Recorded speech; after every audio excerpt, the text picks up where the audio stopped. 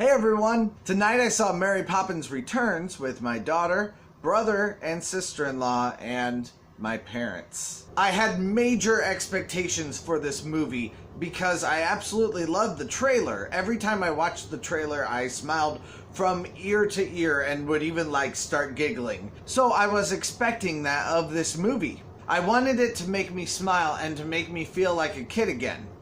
That's not too much to ask, right? We started this movie at 8 o'clock. It finished at 10-ish.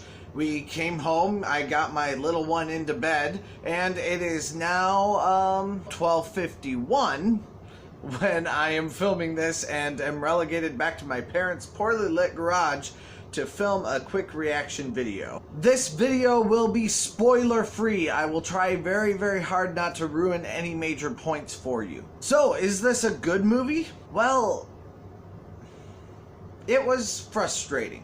I feel like this movie could be a much, much better and more compelling narrative, but I just don't feel like it ever really got there. That being said, I left the theater with a huge smile on my face and tears in my eyes. So, I mean, it was pretty good. Definitely my overall feeling for it was that I liked it. I clapped when the movie was over because I genuinely felt like clapping, and I do not clap for most movies that I go to see. But certainly this movie would probably not be the belle of the ball for everybody. And definitely for me, Mary Poppins Returns has some pretty major issues. Without going into too many details, because this is a spoiler-free video, I felt like this was two different movies in its runtime. The beginning was essentially the children learning lessons, which culminated in the father learning his own lesson, in a very, very powerful scene that made me cry.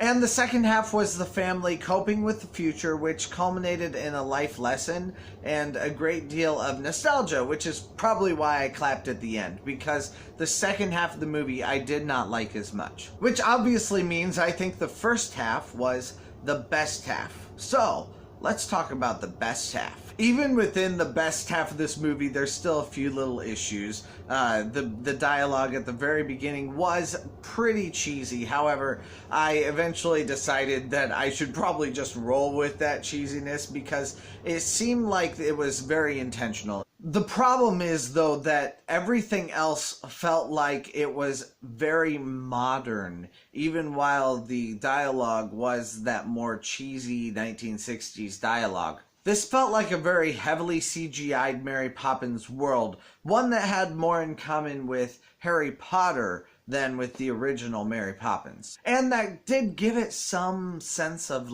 a magic to it, but in my opinion, I would much rather either you go very heavily nostalgic or just update the entire thing. Don't try to kind of do a hybrid of the two. I think this world would have felt much more believable had it been a bit more realistic, with the magic elements being added as juxtaposition.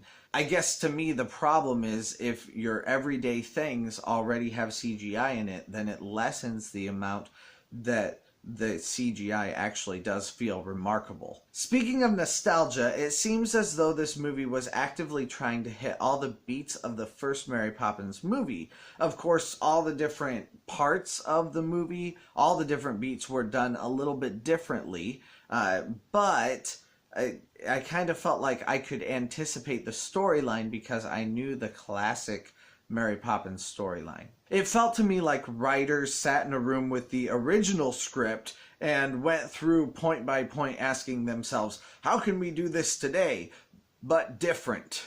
Adding to that, the plot points had almost no time to slow down and to take a breath. We move straight from one magical circumstance to the other, and it seems like in the original movie, there was a lot more time to just see some mundane life. The second half of this movie had moments that felt unnecessarily ham-fisted.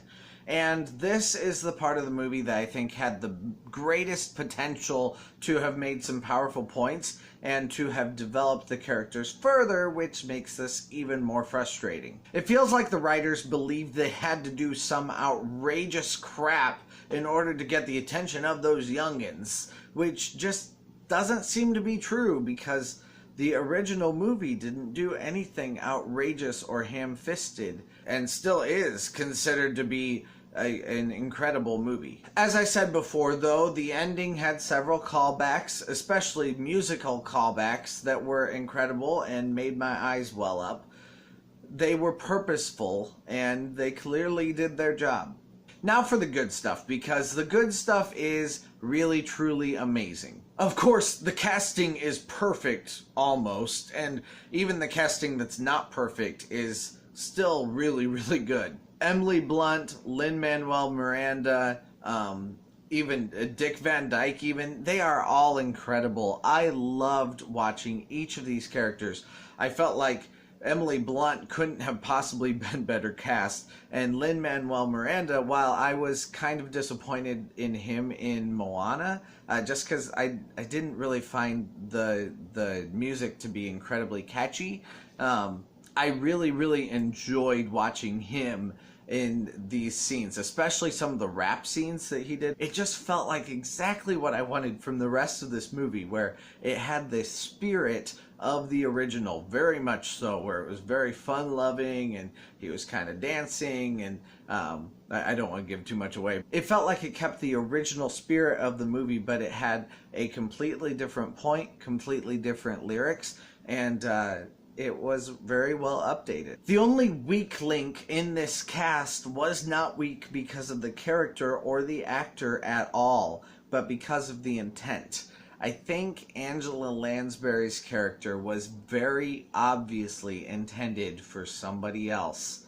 But, as usual, Lansbury is incredible. I'm amazed that she still has the same vocal chops that she had in 1991 for Beauty and the Beast. It sounded like the exact same person. I mean, obviously, it was the exact same person, but I didn't hear any age on her voice at all. It makes me kind of wonder, why didn't they actually get her for the new remake of Beauty and the Beast? That movie has more question marks on it than Jim Carrey could possibly wear. The music was good throughout, although I don't know how repeatable it was. Can you imagine? That has been stuck in my head throughout this review, though, so it might be that that ends up being a really good repeatable song. But there's definitely no "Let's Go Fly a Kite" in this film. I mean, I can't even say it. Let's go fly a kite. I can't even say those words without feeling like I have to sing them. Also, the emotional climax of this movie is really good.